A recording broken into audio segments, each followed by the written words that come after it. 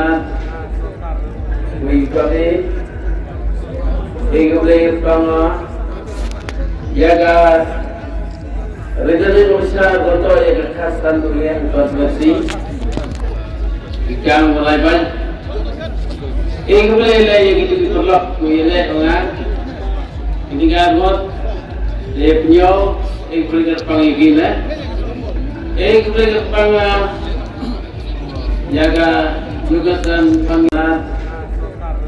mengikuti boleh panga jaga rezeki besar untuk yang khas tantulian konsumsi ikan mulai ban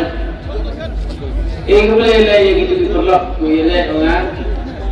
ini kan buat dia punya boleh panggil gila boleh panga jaga tugasan